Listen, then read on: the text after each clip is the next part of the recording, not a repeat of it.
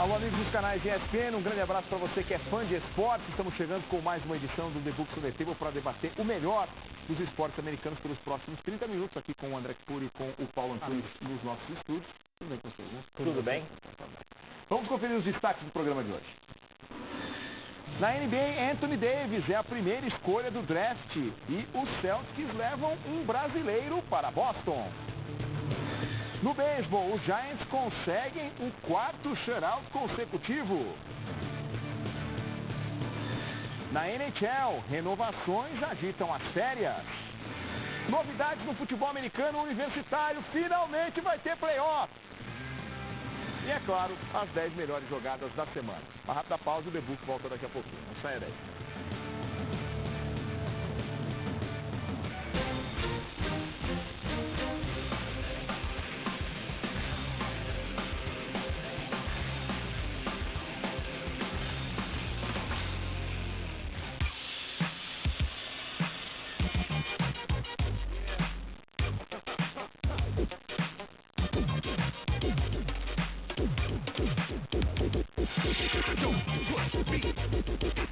New Eau de Lacoste Rouge, the Lacoste polo shirt in a fragrance collection.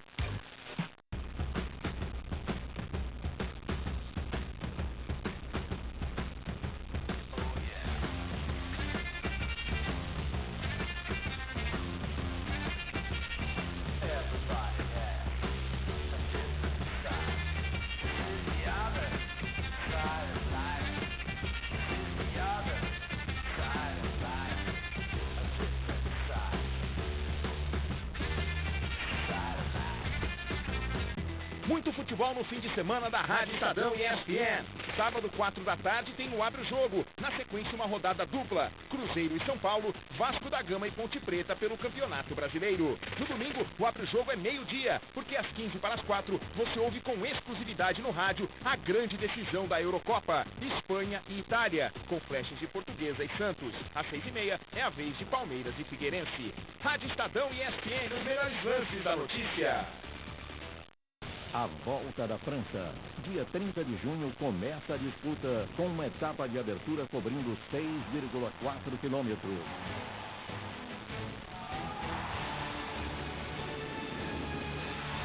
(22 equipes). 198 ciclistas. Uma camiseta amarela. Tour de France. Prólogo deste sábado ao vivo nos canais ESPN. Opinião e debate contra o relógio sobre os fatos esportivos da semana. É rapidinho nas noites de segunda na ESPN.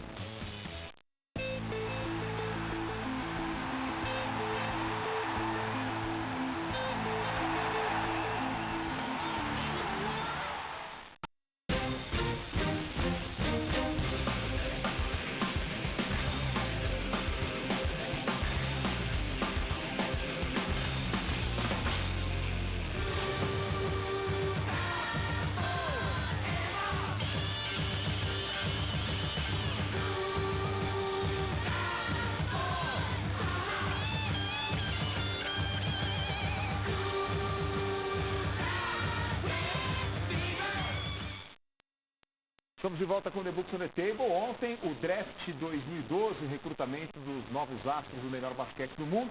Olho na tela para você conferir os 5 primeiros escolhidos no draft de ontem. Aí o número 1 era segredo de polichinelo, né? Todo mundo já sabia. Anthony Davis, de Kentucky, escolhido como número 1, vai para a equipe do New Orleans Hornets. Segredo de polichinelo? Não, segredo que todo mundo já sabia, não era segredo nenhum. Segunda posição, Charlotte Bobcats selecionando Michael Kidd Gilchrist. Primeira vez na história em que 2 jogadores da mesma universidade são primeiro e segundo no draft. Terceira posição para Bradley Beal, da Flórida. 3 jogadores nas 3 primeiras posições da mesma conferência. Em quarto, Dion Waiters, de Syracuse, vai para o Cleveland Cavaliers. Em quinto, o Thomas Robinson, de Kansas, indo para Sacramento, a escolha mais alta da equipe da Universidade de Kansas no draft, desde o glorioso Drew Gooden, em 2002. 7 universidades tiveram mais de um jogador selecionado na primeira rodada e 5 dos 10 primeiros atletas de primeiro ano. É, impressionante, né? 6 da Universidade de Kentucky, né, selecionados aí nesse draft. E dos 17 primeiros, 4 foram de North Carolina, né? Impressionante. E o Anthony Davis, verdadeiro Homem-Aranha, né? Porque o cara, a gente sempre fala, ele defende bem o garrafão. Não, o cara defende bem o perímetro inteiro, né? Quer dizer, garrafão, perímetro, tenta mandar uma bola de 3, o cara sai uns 3, 4 metros e te dá um toco, né? Então vai ajudar muito essa defesa do nosso querido New Orleans Hornets, sem dúvida. E a precocidade, né, André? Esse ano, um freshman. Ano passado, Kyrie Irving, freshman. Em 2010, John Wall, freshman. Em 2008, Derrick Rose, freshman. Em 2007, Greg Oden, freshman. De 2007 para cá, só o Blake Griffin, que jogou 2 anos, não foi um calouro a ser selecionado na primeira posição. E desses nomes aí que você falou, só o Greg Oden também talvez não tenha chegado ao nível em que se imaginava antes de alcançar a NBA, que é o máximo que um jogador nos Estados Unidos pode pensar em alcançar. O Anthony Davis, ele enfrenta pressões agora que ele vai para a NBA, vai para um time ruim ou vai para um time bom? Não, muito bom não. Mas tem algumas peças interessantes. Tem algumas peças e é bom lembrar. Eu estou só fazendo para dizer, agora o time vai se transformar de um ano para o outro, porque o Anthony Davis, que é tido como um fenômeno por todo mundo, vai chegar. Quer dizer, pode ser que demore um pouco. O que resta pouca dúvida é se ele será um sucesso ou não. Eu acho que das ligas profissionais, o basquete seja aquele em que o cara que é bom de verdade na universidade já faz um estrago rápido, não tem um período de aprendizado que demande tanto tempo. O time dos Hornets teve 2 escolhas entre as 10 primeiras, aliás, a 10ª escolha a gente vai falar daqui a pouquinho, porque tem um aspecto familiar aí interessante. Antes disso, tem até uma ligação, né, porque nós estamos falando do filho do Doc Rivers, mas antes disso, o time do Doc Rivers selecionou um brasileiro, o Fabrício Melo, Fabi Melo, saiu na 22ª posição, e logo antes dele, o Jared Sullinger, porque existe uma indefinição com relação ao futuro do Kevin Garnett, ninguém sabe se o Kevin Garnett vai continuar jogando ou não, há quem considere a hipótese dele se aposentar. De qualquer forma, se ele não se aposentar, são 2 jovens jogadores para garrafão que vão ter, se o Kevin Garnett continuar jogando, um tutor daqueles, né, Paulo? Olha, eu acho que Boston mandou muito bem nesse draft, né? Porque estavam falando aí do Sullinger, que ele poderia ser selecionado entre os 10 primeiros, só que ele tem um problema nas costas, então ele caiu.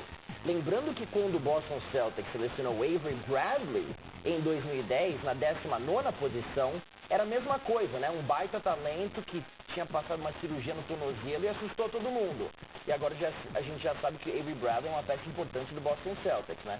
Os Celtics sofreram no ano passado por causa de falta de ajuda no garrafão. E o Sullinger é importante. Agora, o Melo é mais um projeto, né? É um jogador alto, é um jogador de habilidade atlética. Ele precisa trabalhar muito no trabalho dos pés mesmo, perto da cesta, ofensivamente. Mas defensivamente é um jogador que é bastante ativo, consegue tocos, consegue pegar rebotes. Só que é aquela coisa, a dedicação dele já foi questionada. Isso é um negócio muito importante porque não funciona em Boston. E nem na NBA, entendeu? Um time, a gente sabe como é a cultura lá em Boston. E eu acho que vai ajudar o Melo, né? Trabalhando aí com um Paul Pierce, um Kevin Garnett, vamos ver se o Ray Allen volta, acho que pode ser muito bom para ele. E ele só não saiu mais cedo no draft, André, porque o desempenho acadêmico dele fez com que ele não tivesse a moral que, se você fosse considerar só o aspecto esportivo dele, talvez levasse ele para ser um dos 10 primeiros do draft. Que foram os problemas que o impediram de participar do último mês da temporada e efetivamente ajudar a Syracuse a tentar vencer o título. Problemas acadêmicos não muito bem explicados. Questões comportamentais em relação às obrigações que ele tinha naquele momento. As universidades, ainda que deem uma série de facilidades para os seus jogadores estudantes, tem algumas coisas mínimas que os caras têm que cumprir. Seria muito legal pro Melo, em todos os aspectos, eu acho, que o Kevin Garnett não se aposentasse. E ele tivesse um jogador de experiência incrível que pudesse ajudá-lo nessa transição para a NBA, tanto dentro da quadra quanto nessas questões de ajustar o seu comportamento à vida de atleta profissional. O Kevin Garnett também teve esses problemas, né? Ele é um cara, vamos dizer assim, instável, vamos dizer, mas ele conseguiu canalizar essa ebulição, essa energia toda para ser um jogador vibrante e que teve uma carreira fantástica. E a gente teve ainda relacionando com o Boston, mas não para o Boston Celtics, o filho do Doc Rivers, o Austin Rivers, foi selecionado na 10ª posição pela equipe dos Hornets e tem que se respeitar. Ele não é só filho do Doc Rivers. O cara foi cestinha de Duke na última temporada, 15,5 pontos por jogo. Teve 8 performances de pelo menos 20 pontos.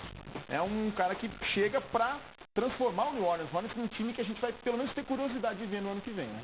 Sem dúvida. Aí vai ser interessante, né? Quando o Boston Celtics enfrentar o New Orleans Hornets, né? Técnico contra o filho. Agora tem uma coisa que preocupa aqui. O Rivers está indo para a NBA para ser armador, tá? 2 assistências por jogo no ano passado. É um Russell Westbrook, entre aspas. Entendeu?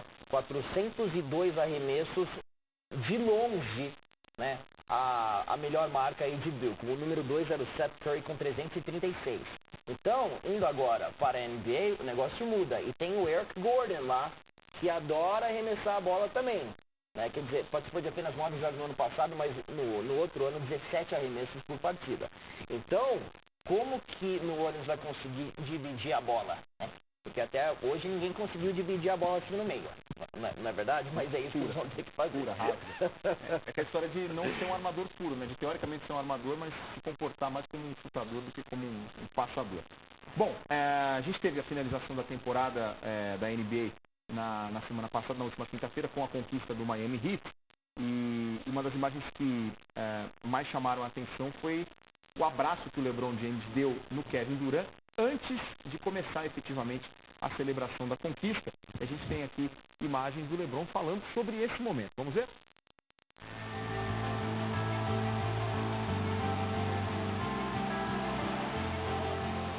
First of all, he's a brother of mine. You know, we've grown very close in the last few years. You know, first of all, I just told him that he's a hell of a player. But he's even a great person too. You know, and for him to continue to work hard, and you know, because he's gonna be my inspiration. And he's gonna be the person that I look at each and every night and see what he did out in the game, so I can match him. You know, someone that I want to compete with year after year. You know, I sought him out when he was in high school because I knew exactly what he was about to go to. He was about to be the face of the franchise, you know, in Seattle at the time. You know, so it's going to be a lot put on him. You know, and how he approached it and how he went about it he's done it all the right way. And I'm taking absolutely no credit for it. You know, he's done everything on his own path. And like I always told him, anytime he needed any words of advice or anything, you know, I can be there for him, just not in the finals.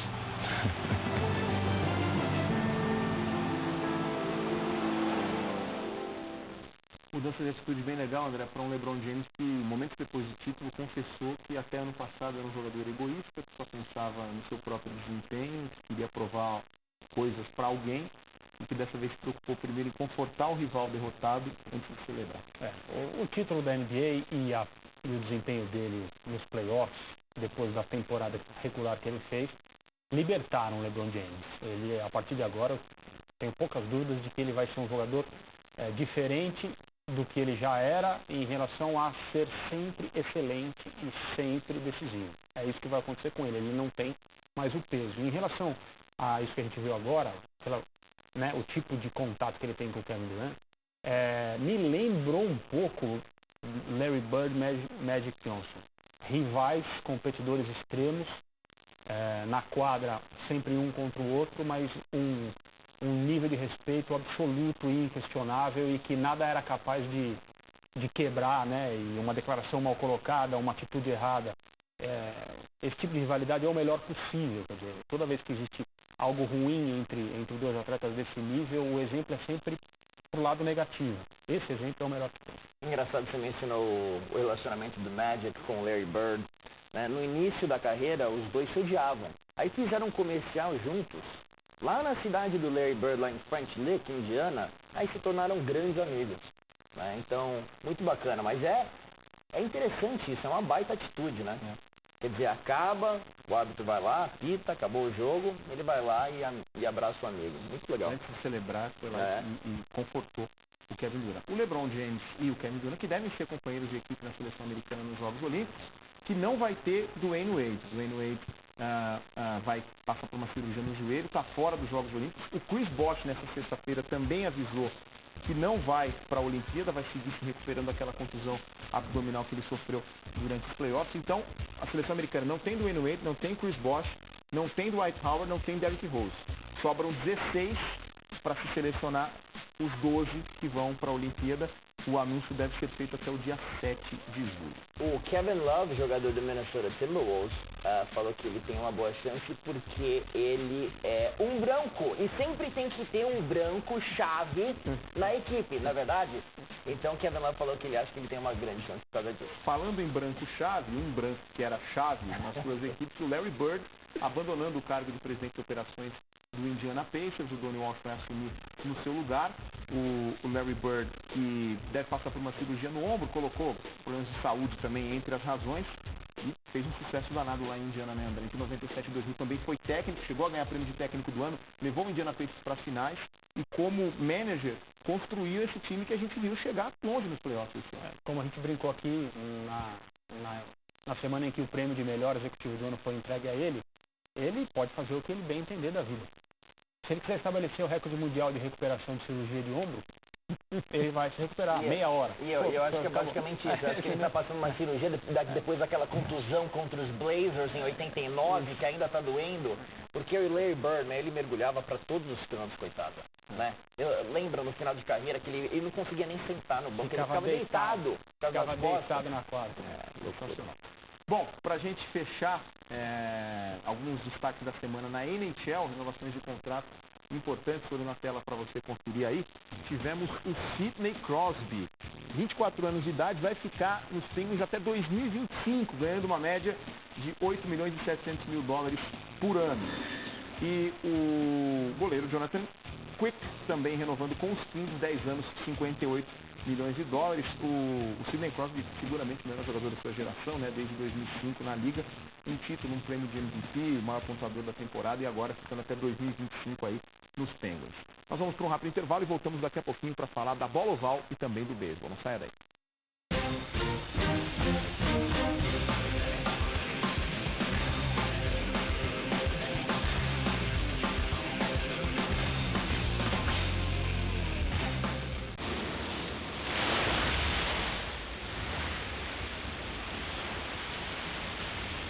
Adieu Sport, ou Extrême, Chanel. There's a rumor of a new species in New York. It can be aggressive, threatened. Em julho, Stop him. a batalha mais espetacular That's not your job. Maybe it is. começa.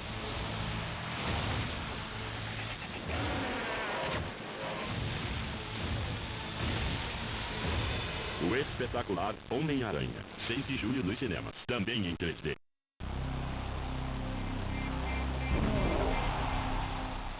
Em julho, nos canais ESPN, o Jogo das Estrelas do Beisebol e o Home Run Derby. O Jogo das Estrelas da MLS contra o time de Chelsea. Olimpíada Londres 2012. O Open Championship. E todas as etapas da Volta da França. Em julho, nos canais ESPN.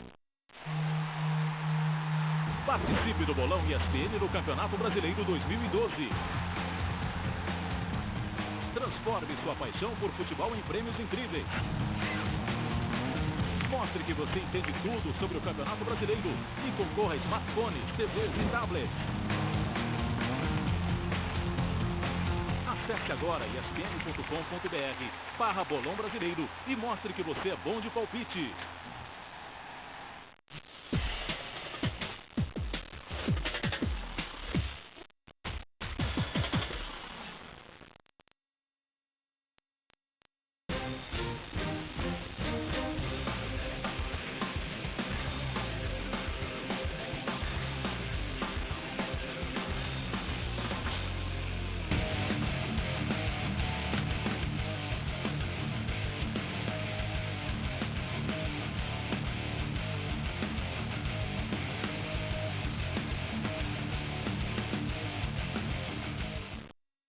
Estamos de volta, meus amigos dos canais ESPN com o The Book on the Table. Já nós vamos debater o futebol americano universitário, mas antes eu quero lembrar você que nós temos nesse final de semana mais jogos pelo torneio Touchdown, Campeonato Brasileiro de Futebol Americano. Olhe na tela para você conferir o que vem por aí. No sábado, o Palmeiras Locomotive enfrenta o Vila Velha Tritões às 2 da tarde no estádio Dr. Paulo Araújo Novaes em Avaré. Também no sábado, 2 da tarde, o Campo Grande Diggers, Coveiros, enfrentando o Botafogo Challenger no Centro Olímpico de Vila Nasser, em Campo Grande, no Mato Grosso do Sul. E às 4 da tarde tem no sábado o Uberlândia Lobos contra o Brasília V8 no Poliesportivo Santa Luzia em Uberlândia, Minas Gerais. Futebol americano jogado no Brasil crescendo. Você tem outras informações a respeito do torneio na página oficial do torneio Touchdown, o www.touchdown.net, está aí na sua tela. Tem muita gente brincando com o ano de 2012, dizendo que o mundo vai acabar. Mais um indício de que o mundo vai acabar é que o futebol americano universitário finalmente decidiu fazer playoff. A partir de 2014 nós teremos um playoff de 4 times. Os caras quase acabaram com o Pro Bowl. Esse pessoal acaba com o Pro Bowl e bota playoff do futebol americano universitário na mesma temporada. Eu não acredito. Alguém resolveu trabalhar, né? Pensar, pelo menos, né?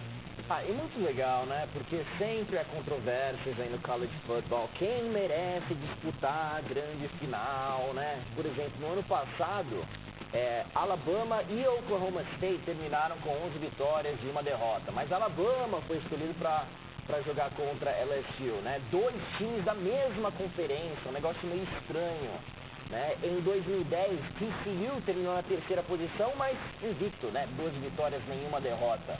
Então, quer dizer, não vai ser um sistema perfeito, porque já vimos vários times terminando 12, 13, 14 e 0 e terminando na 6ª posição, na 7ª posição, como, por exemplo, Boise State, Utah.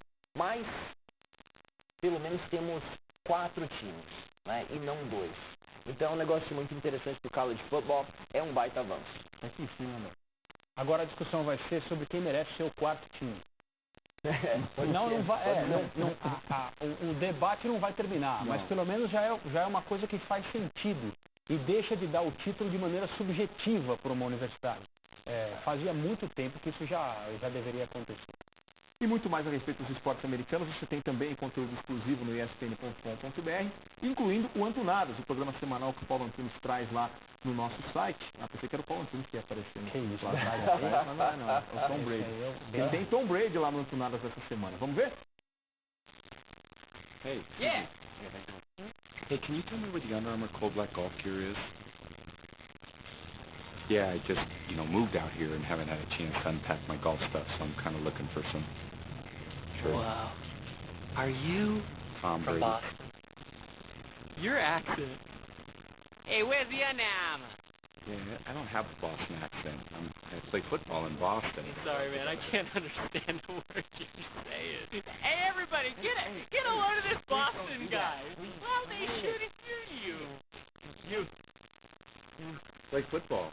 No, fly from Boston. Yeah. No, why would you even say that? Man, yeah. Your accent is ridiculous. Boa. Você pode conferir o programa inteiro lá na página do Paulo Antunes, no espn.com.br, então é o endereço para você, espn.com.br/Paulo Antunes. E tem também lá conteúdo exclusivo do The Book on the Table. Nessa semana a gente fala um pouco mais a respeito do recrutamento dos novos astros, do melhor basquete do mundo. Tem mais do draft da NBA lá também no nosso site. Vamos falar de beisebol agora? Olhe na tela para você conferir as próximas transmissões da Major League Baseball na tela dos canais de ESPN. Na quarta-feira, 8 da noite, você acompanha Chicago White Sox e Texas Rangers na ESPN e na ESPN HD. Nesse domingo não tem beisebol em razão da transmissão do X Games Los Angeles.